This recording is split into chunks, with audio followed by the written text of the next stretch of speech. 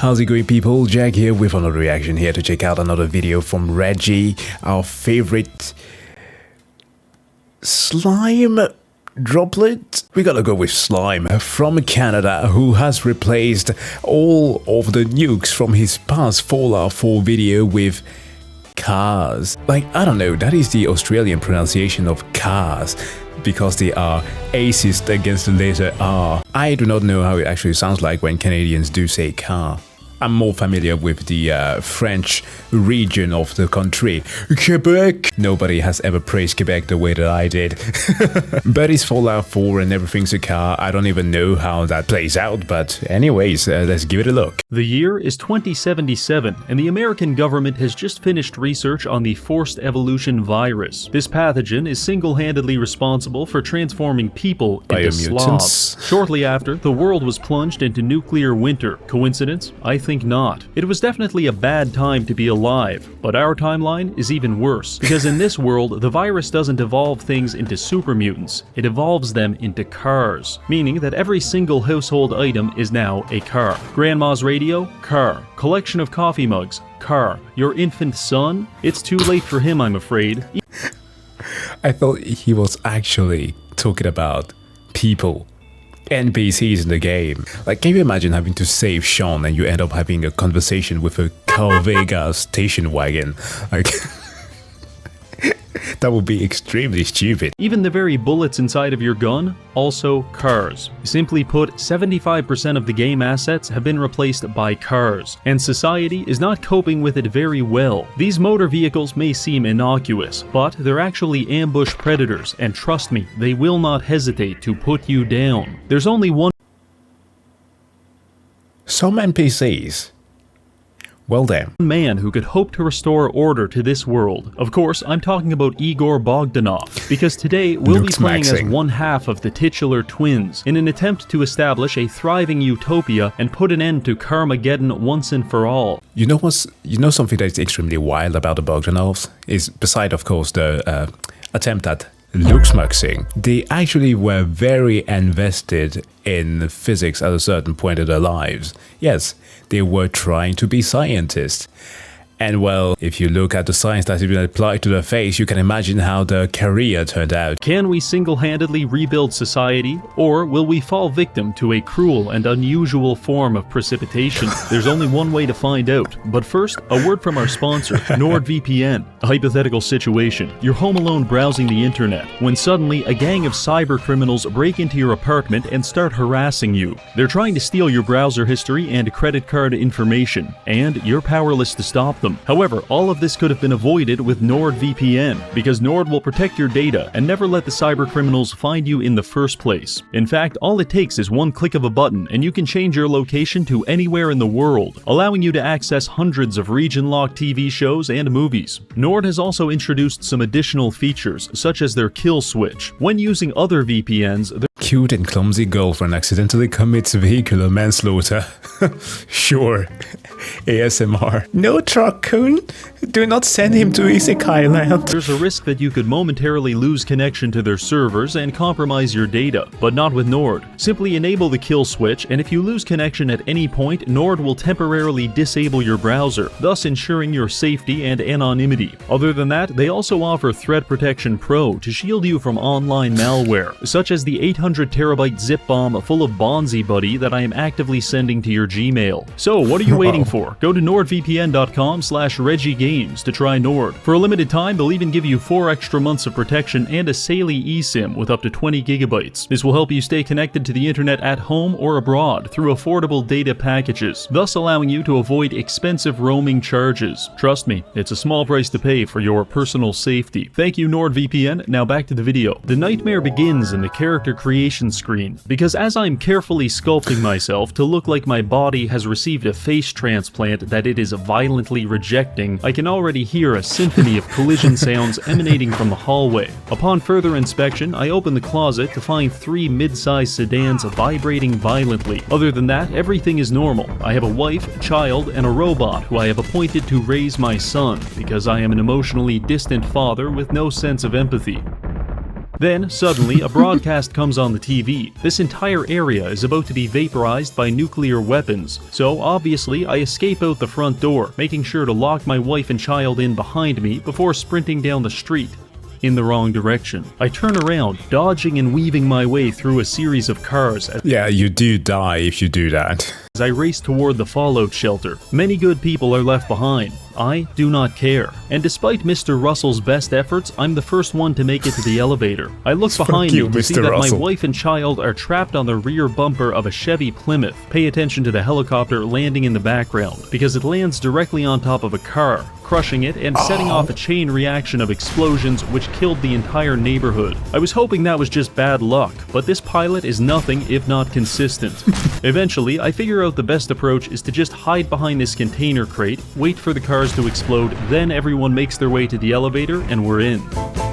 Oh God. We're lowered into Vault 111, where, unfortunately, the car virus has already spread. I follow a sex offender to the decontamination pods only to be tricked into cryosleep. I escape the pod 200 years later, where I am immediately greeted by the cold hard steel of a wheel hub assembly. Some things never change. I mean, what did you expect? I know that the game takes place in, oh god, 2287? Right? Okay, I need to look this up. When does Fallout 4 takes place? 2287. Fine, I get the timeline right, but supposedly it is comparable to like the 1950s because of the aesthetics that it borrows with the whole nuclear stuff. I wanted to make a 4 jokes about the assembly line with relation to 2077, but I'm not too well versed with Fallout 77, so it will not make too much sense. My wife still looks tired, so I decide to let her sleep in. The vault is now overrun with cars, some of which I'm able to sneak past, but most of the time I can't, and I have to punch my way through them until they explode. On more than one occasion, I have broken both of my arms doing this. Luckily, the cars are packed so tightly that detonating one will typically initiate a chain reaction that clears out the entire vault.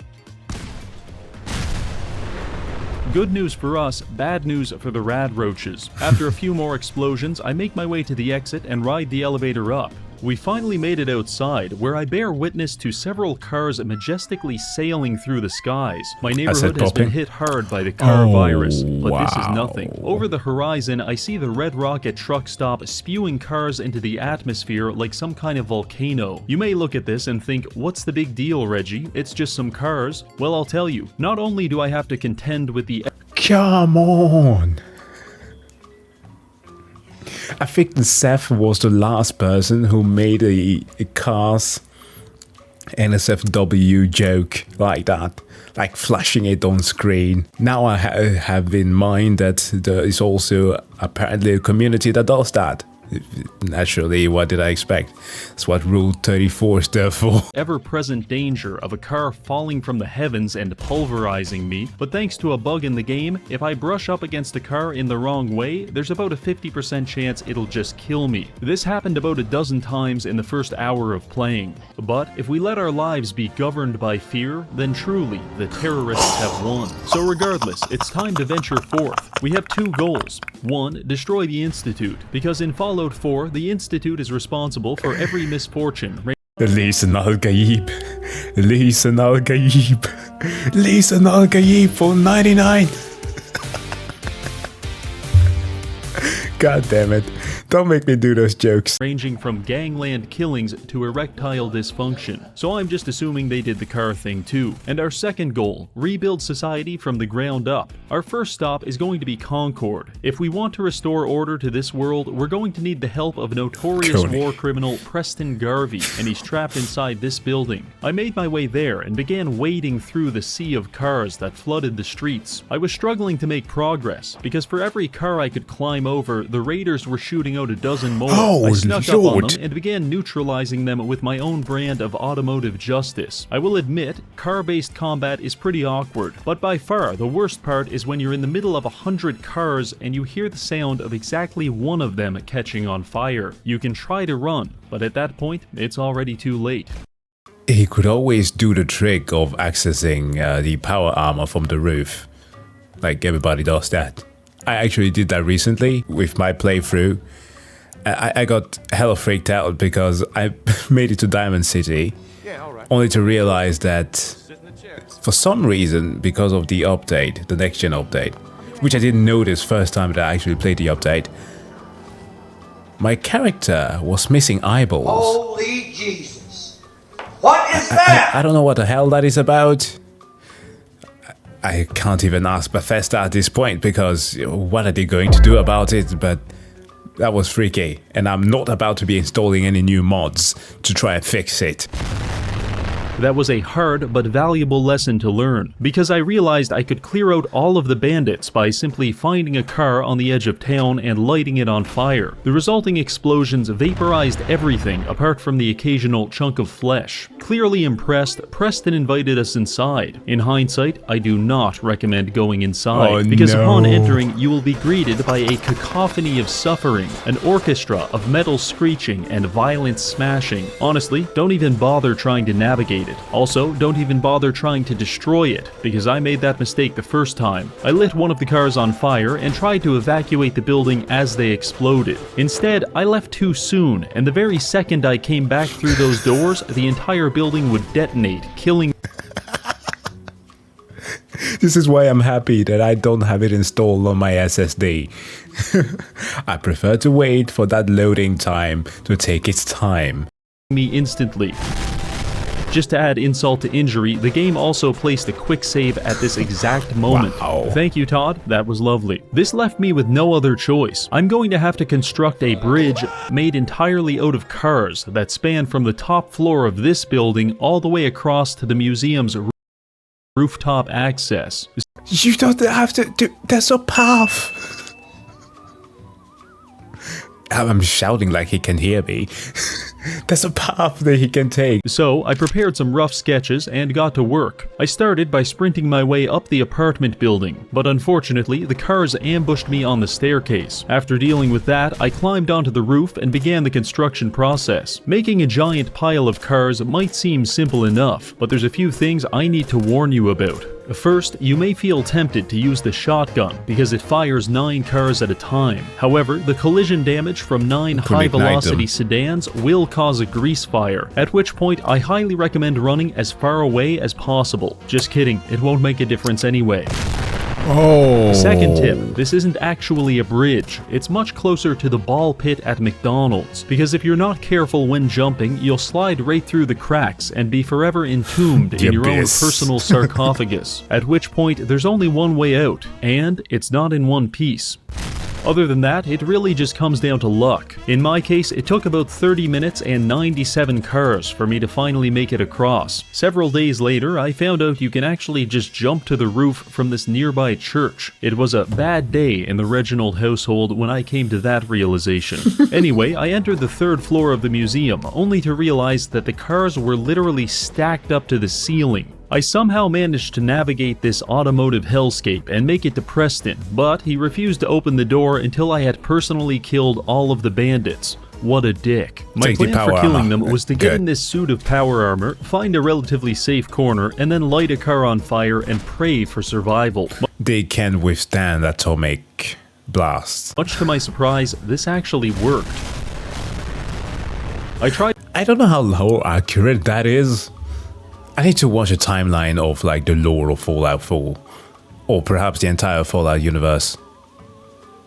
We need to do a react on that on the live stream. That would be fun. I tried to find the remaining enemies, but they sent me flying through the very map itself. When I came back to finish them off, I realized they had crushed themselves to death with their own cars. Amateurs. With that taken care of, Preston finally let me inside and began speaking with me as if he wasn't currently lodged atop a filing cabinet. He proceeded to espouse some very racially charged rhetoric about Rhodesians.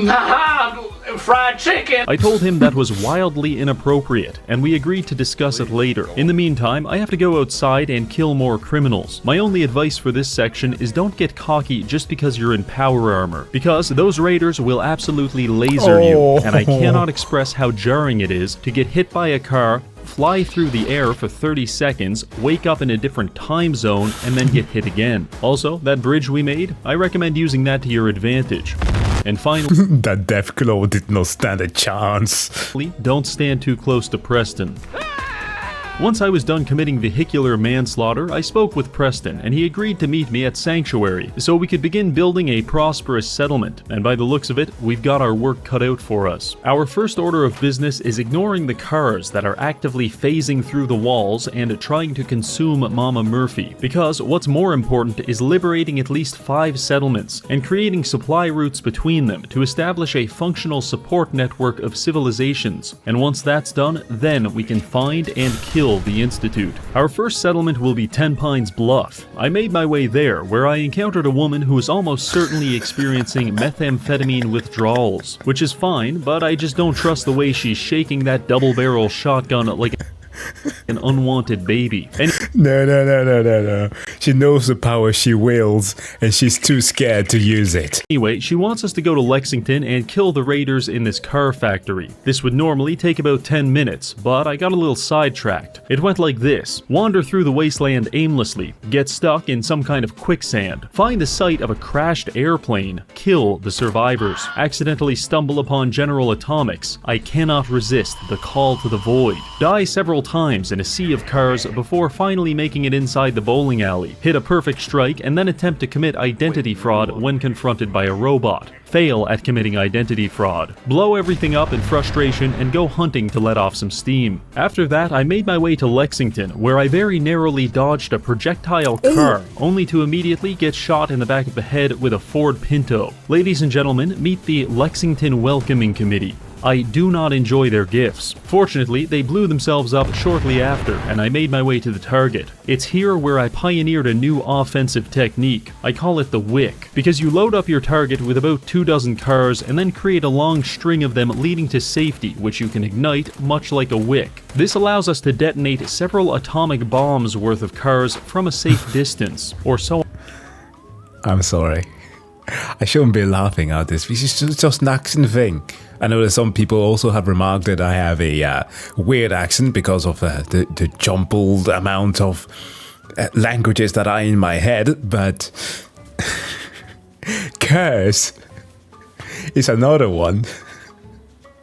It sounds funny, I'm sorry. Oh, I thought. You see, the explosion of 25 cars sends a lot of shrapnel flying, and if you're not careful, you're going to catch one in the face. So I tried again, this time hiding behind a tree, and I still got absolutely annihilated. Eventually, I did get inside, and after greeting the receptionist, I was left with an entire factory packed full of cars. So I lit one on fire, hid in the corner, and started pissing all over myself.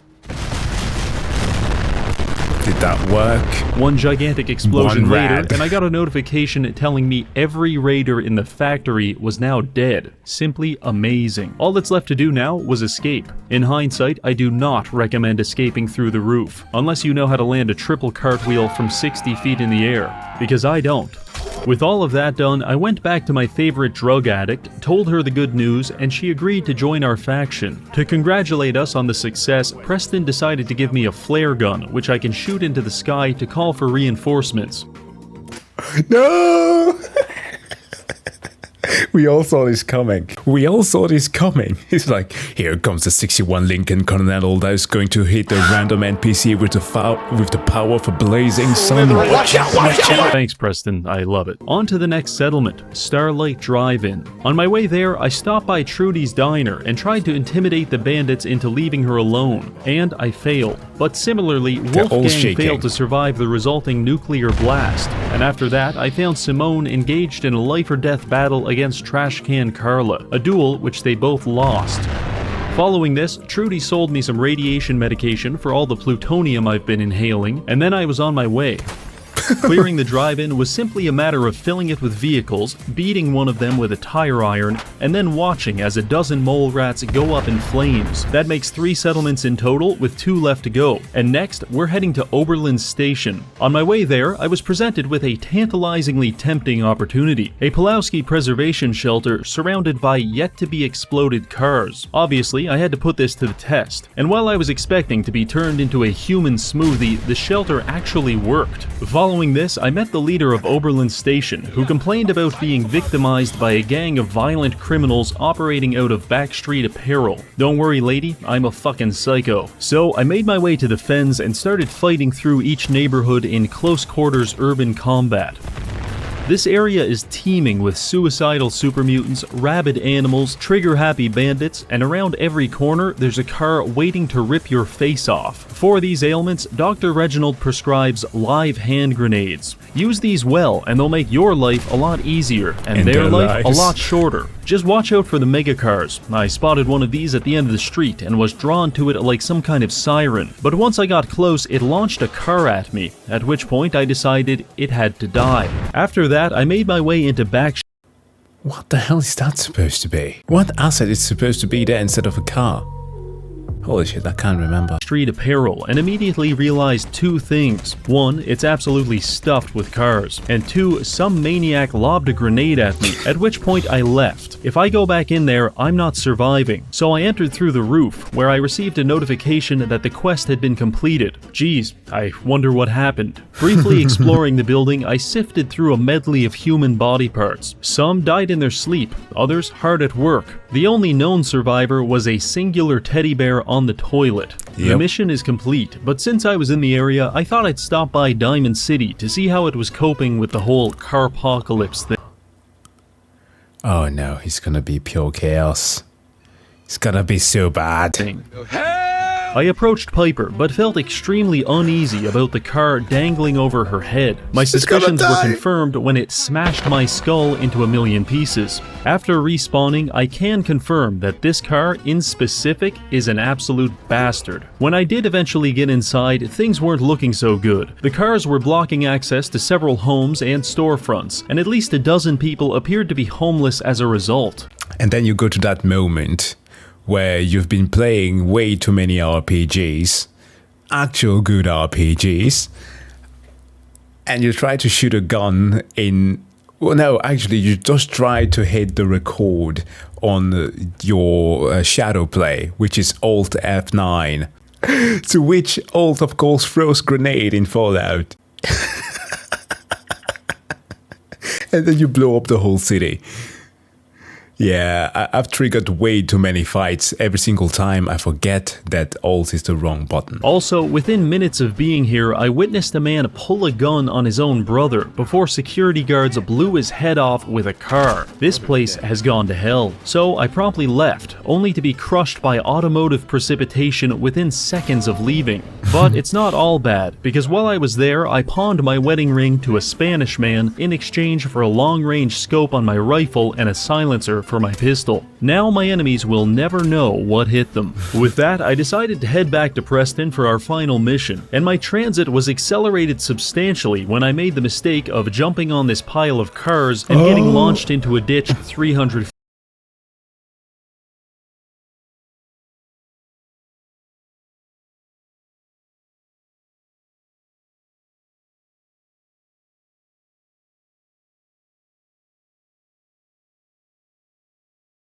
in specific, so I tried. This was a mistake, because I spent the next 30 minutes dying, being lit on fire, or my personal favorite, being chased through the woods by a suicide bomber, accidentally blinding myself, and then getting attacked by a black bear that I can't even see. After much suffering, I did manage to clear out 99% of the junkyard. The only survivor was a singular super mutant wielding a wooden 2x4. I used this as an opportunity to bully him extensively, until I got bored, lodged him in some construction equipment, and meleeed his foot until he died. Abusing him in this way channeled some feeling similar to melting an ant with a magnifying glass, and personally, I liked it a lot. After this, I came across... That's the thing that the cruel kids in the school used to do. Those bastards. After this, I came across a robot racetrack where these bandits are betting money on which robot is going to win. Very exciting. Possibly more exciting is that I snuck upstairs, hacked into this computer, and found out there's a button to detonate all of the contestants. The level of free will that I didn't have in this moment was possibly akin to demonic possession, because I could not stop myself from pressing that button. The bandits did not appreciate this. How do I know that? Well, there's only so many ways to interpret being lit on fire, shot with an automatic rifle, and drown in the ocean. So, yeah. I took that as my cue to leave, so I proceed to the beach where this woman tells me about feral ghouls stealing and eating her children, and while I respect the hustle, I need to put them down. Arriving at the ghouls' hideout, I go inside and what do you know? It's full of cars. So full in fact that I can't even stand at the front door without the cars crushing every bone in my body.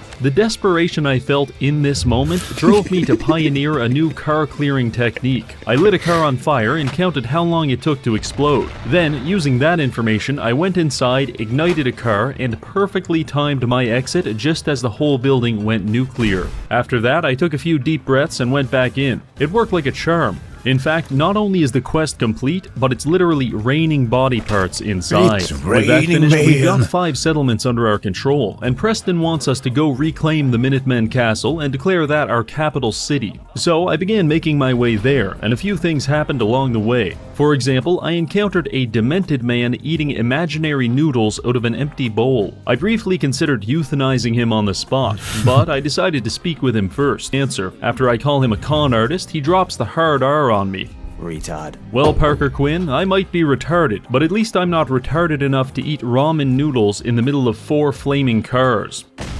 After they exploded, I searched his body. This chaotic lunatic didn't even have a credit card in the first place. After that, I met up with the Minutemen outside the castle, where we were immediately beset by Mirelurks. It was at this moment I learned Facing that the AI Queen. are not to be trusted with automatic rifles, because they'll either crush themselves in a vehicular avalanche, or accidentally shoot you into the nearest brick wall. After dispatching the crabs, our assault on the castle began, and I spent the next 10 minutes running around killing Mirelurks way they and dodging spawn. drunk drivers in my underwear, which was great, but my teammates were quickly saturating the entire castle with cars, meaning that every 30 seconds my screen would turn black and I'd have a 50% chance of dying, and that chance increased exponentially when the Queen Mirelurk decided Your Highness, prepare to die by car. lives. So me and the boys started lighting her up, and just as I was about to throw a grenade and turn this whole place into a fish market, a soft-shell crab punched me 40 feet into the ocean. This knocked me out and left me drifting through a sea of aqueous feces, but eventually I came to my senses, tossed a frag, and it was all over. To celebrate, Preston decided to give the world's most poorly timed speech next to a few flaming cars. They In weren't. case you're wondering, there were no No. Those cars weren't there. You just wanted to kill him. And that's fair. Preston is absolutely annoying. survivors. After that, I spoke with a dirt-encrusted woman who appears to have spent the last 8 months face down in the mud, and instead of asking us for a shower, she wants to go into the Minutemen tunnels, fight our way to the armory, and build an artillery emplacement. So we did. Long story short, I found a decapitated alcoholic, stole his clothes, killed an angry robot, and built this. Very nice. After that, Ronnie gave us some smoke grenades and told us to call in an artillery strike with them. I gave it my best shot, only to find out that even the smoke grenades are cars. No. But of course. In this moment, a wave of existential dread washed over me as I realized I'm basically King Midas, but for Midas of cars gold. instead of gold. Regardless, we've got 6 settlements and we're doing pretty good for ourselves. Now I know you're thinking, so what, Reggie? You've got a handful of impoverished shanty towns paying you protection money. You're basically a slumlord. To that, I say yes, and we're going to need to take it even further. Because I have a grand vision for how I want to reshape no. society, and it's going to require more than a little fascist dictatorship. So let's get to work. The first thing the wasteland's going to need is clean drinking water, so I converted Nordhagen Beach into an industrial desalination plant. With this, we can produce dozens of purified water every day and sell it to the Commonwealth for exorbitantly high prices. Also, this is completely autonomous, which means I have no financial incentive to provide any quality of life to the 2 settlers which I have trapped inside. From here, I went to 10 Pines Bluff and established a carrot farming operation. You may notice I encased the entire settlement in a thick layer of concrete. That's for added protection, and also because I don't believe in photosynthesis. Oberlin Station is another one of my carrot farms. However, I ran out of concrete, so the life cycle of these settlers is pulling carrots out of the ground until a raider shows up and blows their head off. Meanwhile, I converted the Starlight Drive-In into a Brahmin ranch. By placing several large cages, we can catch Brahmin. He wants to make Jet. I see that. And then use their feces as fertilizer for the other farms. We can also use a similar technique. You can't fool me. By labeling our cages with free chems, we can compel raiders to wander inside, at which point they become our hostages. The remarkable efficacy of this tactic leads me to believe raiders possess the approximate intelligence of a lobster. Finally, Sanctuary was converted into a penal colony. That is a very, very clever line. Just wait for modern day pillars of philosophy standing up there to tell you about how the lobster is apparently the pillar of our morality. What is to think? What even is? What is lobster? I was trying to do a Jordan Peterson here, but I unfortunately cannot do the constant pain and almost being in the verge of crying type of voice. That didn't meet their productivity quotas. All of the inhabitants were forced to sleep in an unlit metal warehouse, which could only be opened from the outside, meaning that if I forgot about them for a few days, they'd have to start harvesting each other's body hair for nutrition. On the occasion where I would show up and let them out, they'd be assigned to one of many workstations. Mama Murphy got the move and did not know that she was a gymnast. You go, old lady. For example, Preston and Mama Murphy were usually working the wheat fields. Doesn't sound too bad, until you realize I'm pelting them with automated paintball guns for the entirety of their 18-hour shift. While the paintball fields aren't great, things could be much, much worse, because you could be stuck in the pillory, where I use a softball pitching machine to lob empty beer bottles at you until the sun goes down. This burns through a lot of bottles, so I typically spend my entire day here drinking whiskey and pissing myself. In my drunken stupor, I also experimented with the idea of a gladiatorial arena where settlers could fight to the death for my amusement. It didn't take long for me to realize why this was a bad idea. For lesser offenses, I also have a humiliation station where I strip you down to your underwear and fire all of your personal belongings out of a comically large mortar. For everyone else, they're assigned to stationary bicycles that provide power to the entire settlement. Also, I can literally program the bikes to shock their testicles if the settler isn't pedaling fast enough. And yes, this can kill them. Honestly, this is the beating heart of my whole faction, and I shouldn't even call it a penal colony, because they're free to leave whenever they want. They just have to make it past the gauntlet, a series of rotary blades that will not hesitate to put you down. You see, here in my factories, the worker does not own the product of their labor. In fact, they're not even entitled to the sweat of their brow, because that belongs to the desalination plant. So you mean just the average factory, yeah? With our regulations since the 1980s. Thank you, Ronald Reagan. Instead, they are afforded the privilege of living in a car-free society, and I think that makes it all worth it. Now, you may be wondering why I chose to farm these things specifically, and I'll tell you. It's because at the castle, I have created the largest macaroni and cheese factory in the entire world, a title which is substantially easier to hold in the post-apocalypse. By using the carrots, wheat, and purified water from my settlements, in addition to plastic waste that I've pulled out of the harbor, I've been able to build and operate 8 full-time food processors, which are churning out Blamco mac and cheese around the clock. Why? I want to play a little game with you. When you look at this fully automated factory equipped with vacuum hoppers, logic circuits, and a laser tripwire sorting system all powered by a fusion reactor, which of these things do you think I had to get from a mod? I know.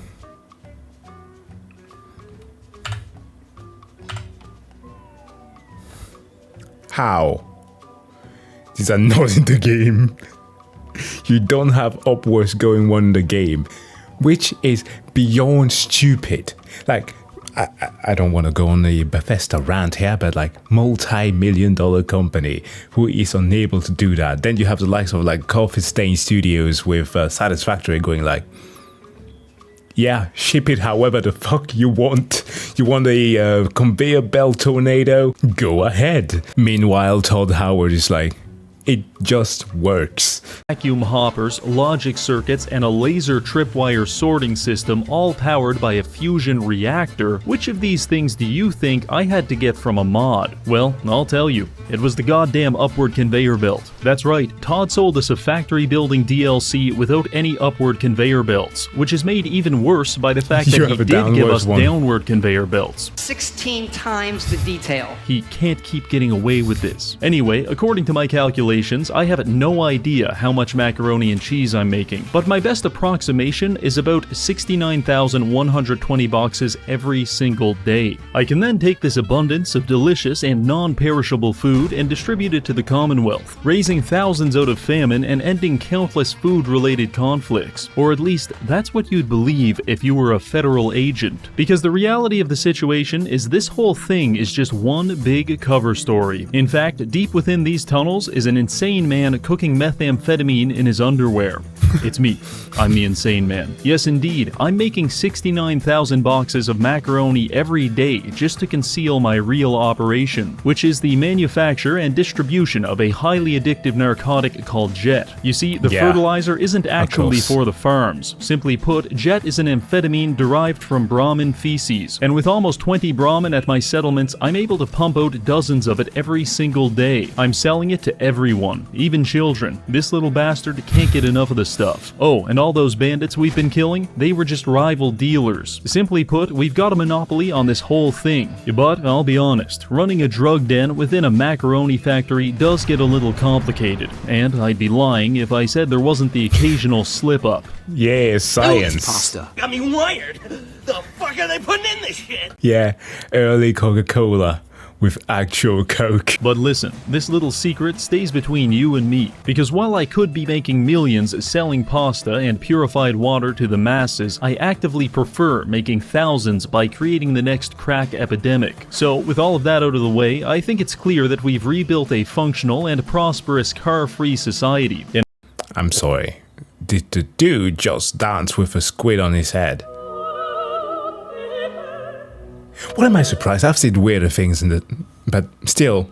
I, for one, am filled with confidence when I consider our prospects for the future. The only thing left to do now is to destroy the source of the cars, which is the Institute. It's going to be a lot of work, so let's try to get through this as quickly as possible. At the start of the game, I allowed the Institute to steal my son Sean, because now I've got a man on the inside. All I need to do is find him. I went back to Diamond City to hire a private detective named Nick, but he himself is also missing. His secretary asks us to find him, so obviously I extort her for money. I do have 125 caps. More money. Fine. We'll make it 100. Even more money. Okay. More. 200 caps is all I have. Okay, that'll do. Let's go get him. From here, I very carefully exited Diamond City. I hate it here. I hate it here. And began my search, during which I stumbled into a building called the Combat Zone. I know the name sounds bad, but the house rules clearly state no combat outside the cage, so I assumed I would be safe. This assumption was very quickly proven wrong when I was shot into a door and beaten with pool cues. However, karma comes quickly for rule breakers, and the entire building exploded shortly after. I got up, made my way into the cage, spoke with a burn victim, not sure if he looked like that before the explosion, and then he gifted me an indentured servant named Kate. I know that sounds like a good deal, but she's a violent Irish drug addict who will sexually harass you at every opportunity. I took... That's Minx! Oh no. Oh, everybody's Twitch's favorite drunken female streamer. Yeah, I feel bad for her, but it's very appropriate to put her in there. Play a Motown version of whatever song by Jay Schlatt's AI edition. Dude always gets freaked out every single time he sees her acting up, which is understandable. I took Kate to a nearby lake with the intention of drowning her, but instead I stumbled upon a sea monster named Swan. He's submerged underwater, and if you disturb him, he will beat you to death with an anchor. So instead, I began carefully and deliberately distributing cars all over the area. After about 30, I heard him wake up, so I tossed a grenade and ran away with all 7 of my frames. After my screen cleared up, I found that his headless corpse had been launched over 100 feet into a nearby alley. This allowed me to pick up the furious power fist from his body. This bad boy can destroy cars in 3 hits. This is a big power spike for us. Anyway, after that, we descended upon the subway, which led us to Vault 114, where Nick was being held by raiders. These criminals think they're safe just because they're living inside of a vault. But what they don't know is that I'm currently addicted to every chemical substance in the game. The mafia boss looking guy, I forget his name. He with the chick who you can gaslight into having him kill her. It's bad, it's bad. It's like one of the few occasions where, despite the simplicity of the writing in, or at least the dialogue options, should I rather say, of Fallout 4, that it actually plays well. And I've perfectly timed my withdrawal symptoms to hit at the same time. And when that happens, I'm going to kill everyone.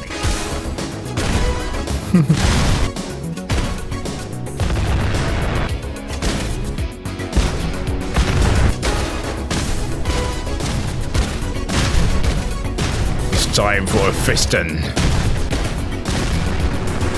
There is a temptation to feel guilty about the fact that 95% of my victims can't even be identified through dental records, but they should have thought about that before being born. After the killing spree, we found Nick and began our escape, but our progress came to a grinding halt when Nick became hyper-fixated on this specific laundry room. He just stood there for hours, and nothing I could do could get him to leave. Eventually, I realized I could move him around by punching him in the face, and so began the hour-long journey of punching Nick all the way to the objective. But you've got to be careful, because even though he has about 150 concussions by this point, he will not hesitate to jump up and start running back to the washing machine if you let him. So stay vigilant and keep swinging. Eventually, I got him to the objective, and we were just about to escape when we were confronted by Skinny Malone and his thugs. Fortunately, I was able to weaponize my status as a terminally online man to red pill Skinny into believing that his girlfriend was just using him for his money. This revelation made him feel so dejected that he didn't even want to fight us. The one condition is that we only have 10 seconds to leave. But Nick is currently fighting and losing a battle against a 1955 Lincoln Indianapolis. Why even bother? Then he's gone. Everybody dies. So he couldn't escape and they got pissed. I really wish every social interaction didn't have to end like this, but here we are. After this, we met Nick at his office to discuss our plans to find my son and destroy the Institute. He tells me to take a seat and get comfortable. So famous last word of a kick streamer. I really wish every social interaction didn't have to end like this. I really wish that every social interaction didn't end up in a car crash. So I remove all of my clothes. We identify the man that took Sean as Kellogg and decide to break into his house and look for clues. The only issue, it was booby-trapped. Yeah, whole thing full of cars. I wanted to experiment to see if I was high enough level to survive the explosion. So I wiggled my way upstairs, drank an entire bottle of vodka, lit a car on fire, and waited to face my destiny. Destiny hurt a lot, but I survived by jamming adrenaline syringes into my chest and plugging my wounds with leftover food. Nick and Kate were also completely fine. With the cars now cleared out, we were able to find Kellogg's gooning chamber, which had no shortage of genetic material. Genetic material which we then used to track him down with the help of a dog. I'm not exaggerating when I say that I probably died 50 times during this part, and I don't know why. Things just kept exploding. Eventually, I was even able to predict my deaths down to the second. 3, 2, 1.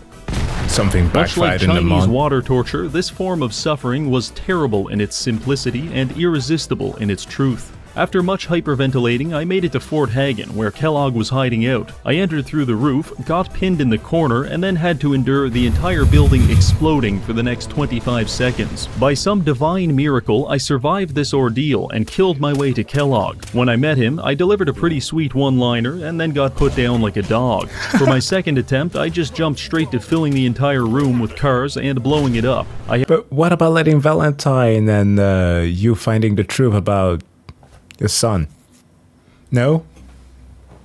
Okay. Have yet to find a more effective combat technique than this. After this, it was back to Nick's to discuss what happened. Kellogg didn't give us any information on account of the incident, but Nick tells me there's a voodoo shaman that can read people's minds, which is convenient because I just so happened to scoop up a fistful of Kellogg's brain matter back at Fort Hagen. So we make our way to Good Neighbor to meet the doctor. Within 60 seconds of arriving, a man extorts me for protection money and is immediately stabbed to death. Looks like someone wasn't paying their protection fees. After that, I head to the memory den, where I am victimized by a car half a dozen times. I cannot properly express the anxiety I now experience when entering buildings. But if you can imagine that behind every door, cabinet, and cupboard in your house, a car is waiting to kill you, then you are approximating the surrealist hell that is my reality.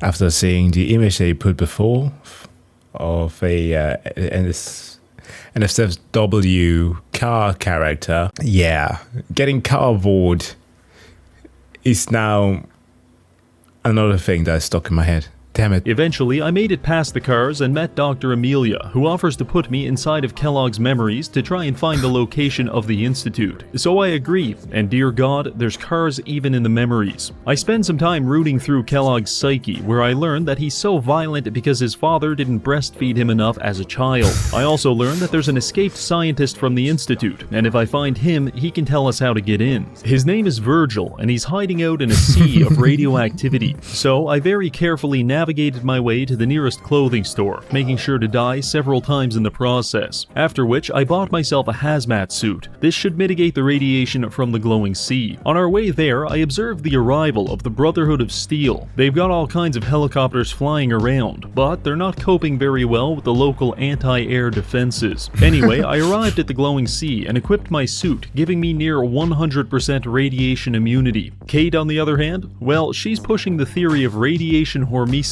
to its upper limits. Honestly, once you get past the prostate cancer, the glowing sea isn't too bad. I fought a few things, realized the utility of a double-barrel shotgun, and then absolutely humiliated this Deathclaw. Proceeding a little further led us to the Children of Adam. They're basically a cult that worships radioactivity, but despite all of their brain tumors, they were actually quite helpful. They told me that Virgil is holed up in a cave down the road. To reward them for their cooperation, I decided to release the radioactivity trapped inside of these cars by blowing up their entire settlement. I know, it's a thoughtful gift.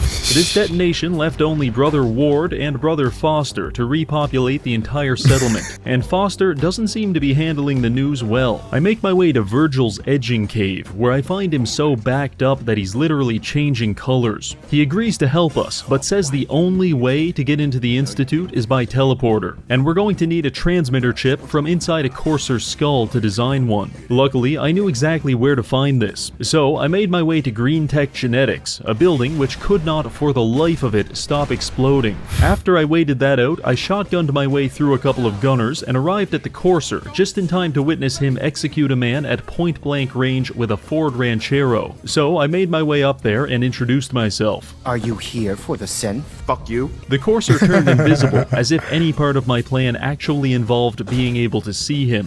14 car explosions later, I had his brain in my hand. The only people that are capable of decoding this brain chip are the Railroad, a highly secretive society of anti-Institute resistance fighters. So clandestine is their operation that the only way to find them is following a bright red line on the ground for 10 minutes and then entering Railroad as the password to their base. Holy shit. Anyway, I met with the Railroad and started lying to them immediately, because why else would I be playing a charisma build? They agreed to help and introduced me to a clearly neurodivergent man, who attempted to decode the chip by endlessly typing the same 4 letters on his keyboard as I phased in and out of consciousness due to my acute radiation poisoning. Stunningly, this worked, and we now have all the information needed to design a teleporter. For some reason, I trusted Virgil to do this, despite him being a biologist and not an engineer. I don't know if you're have you seen Avengers Endgame? Like, Bruce Banner has a PhD in nuclear physics, but I think that he specializes in biology. At least, that's what I'm telling myself in my head, Kedden, when I recall some of the Eric Bana movie? Was that his name? The first one there. Yes, 2003 Hulk, Eric Bana. Yeah, what other movies has he been in since then? The Dry... Yeah, he was in Troy, but he hasn't gotten many good roles, has he? Where? But that's like hiring a plumber to do your heart surgery. Anyway, in the spirit of making bad decisions, I took Virgil's teleporter schematics to Sturgis to build it, despite the fact that I have personally witnessed him hammering a wall with no nails for over an hour. If that wasn't bad enough, he came back and told me we could build this space-age teleporter using the random garbage lying around our slums. So I did. But I have never felt less confident about something in my entire life. Regardless, he flipped the switch and teleported me into the Institute, where I then took the world's slowest elevator downstairs to find my son Sean, who, for some reason, is scared of the naked man smelling of vodka with a bloody power fist, because he's claiming that I'm not his father. Shortly after, a character named Father enters the room and introduces Sean as his son. And the product of my semen, my son! Sean. Long story short, Father is my son, and Sean isn't even human. In fact, he's a Redditor. My father's son then spends his next 20 lines of dialogue trying to convince me on the merits of dating femboys. Please try and keep an open mind. This is insane. Right, wrong, irrelevant. It really is humanity's best hope for the future. Maybe. I don't know. I've been a part of something amazing here. And now, after all these years, you have an opportunity to help with that. It was all very confusing, and I'm pretty sure they're just trying to distract me from the whole car thing. And honestly, it's working. Anyway, I checked my notes, and according to the quest... How did Ostolfo become the CEO of Fanboys? I've watched Apocrypha. I know how he behaves. Yet still, I don't understand the fandom that became built around him. It's wild. Map, it is at this point in the game where we need to become hostile with the Institute. It doesn't really specify what that means, so I took it in a pretty extreme direction. After beating my son to death, I made my way to the atrium, a large open area just waiting to be filled with cars and exploded. So I did exactly that, at the cost of my own frame rate. And to the best of my knowledge, there were no survivors. I also stopped by the weapons lab to try and destroy their research and development team, but it looks like they've got that covered themselves. And with that, I decided to leave, only to be confronted by a small army of synths at the exit. I wasn't sure exactly what they wanted, so I decided to err on the side of caution and just start blasting. It appears that our declaration of war was received loud and clear, because after teleporting back to safety, I was informed that the Macaroni Castle was being besieged by Institute forces. Yeah. Our Blamco mac and cheese must not fall into their hands, so I hustled over there and prepared the defenses. It wasn't long before the battle was underway, and within 30 seconds, a giant car pile had already formed and ignited near the front of the base, the detonation of which killed almost all of my employees. After that, it was just a hellish experience, with cars flying in every conceivable direction, accompanied by a near-endless symphony of explosions and metal sound effects. My only tip for this is to avoid using VATS, because it will inevitably betray you. At one point, I made my way outside to lay a minefield and clear some synths, but Kate came around the corner and surprised me, so I accidentally launched her into low Earth orbit. Never saw her again after that. 20 minutes and countless explosions later, we had finally defeated the Institute army, but the damage they inflicted was devastating. For example, there were carrots everywhere, and more than a few body parts had made their way onto the conveyor belts. This was indeed a dark day at Blamco Mac and Cheese LLC. I knew retaliation was necessary. We need to send a message to the Institute, and it has to be written in synthetic blood. Unfortunately, Preston says we don't have enough people to launch an attack, so I decided to capture Vault 80. Fortunately, Preston a message to the Institute, and it has to be written in synthetic blood. Unfortunately, Preston says we don't have enough people to launch an attack, so I decided to capture Vault 88 to recruit more soldiers. It was controlled by a gang of raiders, but in possibly my most stylish move to date, I killed all of them while cartwheeling over their exploding corpses in the canyon below. This miraculous form of homicide had people lined up around the block wanting to join my army. So what's the plan? Well, Sturgis just casually mentions that he knows a sewer drainage pipe which we can use to infiltrate the Institute. So you're telling me that I waded through a radioactive sea, killed hundreds of people, built an entire teleporter out of spare cutlery and condom wrappers, and even spoke to a woman, when instead I could have just crawled through 1,200 yards of feces? Thanks a lot, Virgil. So, I put on my hazmat suit and made my way to the sewer pipe. The Institute did attempt to block it with a car, as if I'm not some kind of expert at destroying them by this point. After battling my way past a bunch of guards, I'm back inside, and I hack into their computer, briefly play Galactic Control, accidentally shoot down a commercial airliner, and then teleport everyone to my coordinates. The plan is to fight our way to the reactor and place a bomb on it, which will cause this entire place to go up in flames. Pretty good idea, actually, but I'm not exactly filled with confidence when I look at my reinforcements. Before the fighting began, Preston asked me to give the Institute citizens a chance to evacuate, because apparently, we're not here to commit mass murder. But all I heard was commit mass murder. So I put on my finest genocide tuxedo and we got to work. Before long, my team had made their way to the bioscience department, where I tactically neutralized several highly dangerous scientists. We were briefly attacked by guerrillas, very briefly, before making our way into the main chamber. At this point, things got really messy really fast, and it's all kind of a blur. But I'm pretty sure I punched someone's arm off. After several extinction-level explosions, I disabled the security lockdown and accessed the reactor room. There, I carefully planted the bomb, while almost certainly developing cancer. It's now time for us to make our escape, but on the way out, I'm approached by fake Sean, who all of a sudden wants to be my son just to avoid dying in a nuclear explosion. You can't just leave me here! I don't want to die! Well, too bad, kid. I don't date gold diggers. That's not. And also, you are not exactly an AI just yet. You are programmed to do those things. Not happening. So we teleported out and I pressed the biggest and reddest button of them all, instantly vaporizing the Institute and destroying the source of the cars once and for all. It's finally over. Oh, and Preston did have a mental breakdown because I didn't evacuate the civilians, but he'll get over it. With the Institute destroyed and my colonies prospering, it's safe to say we've been very successful, and I believe success is something that's meant to be shared. Personally, I can't think of anyone more deserving than the fine people at Diamond City. They've helped me on numerous occasions, which is why I've decided to donate to them 100,000 boxes of Blamco mac and cheese. It is my hope that this will be received as a sign of goodwill that might bring our factions closer together. The only problem is that my factory doesn't process things while I'm away. Thanks a lot, Todd. So I went back to the castle, sat down in my finest chair, and left my PC running for the next 36 hours. By the time I returned, I had become a pasta god, and it is now time to reward my subjects.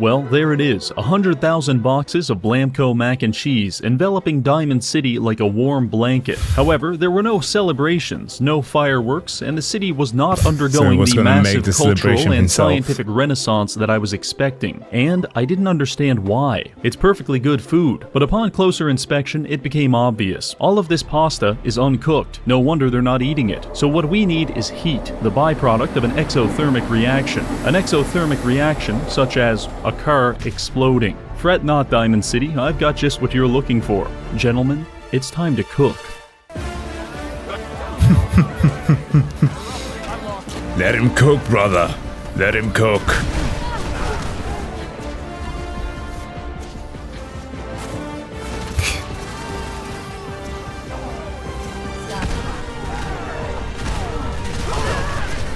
This is my city.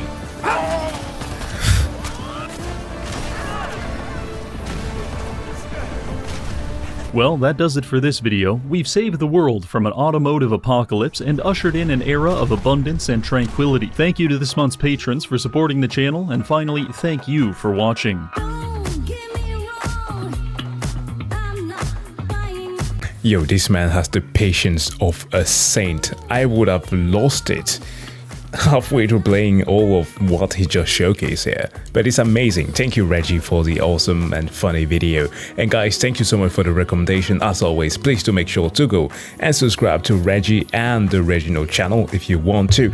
And wish you all to have a wonderful evening and or weekend, depending on when this video gets released. And see you guys in the next one. Bye.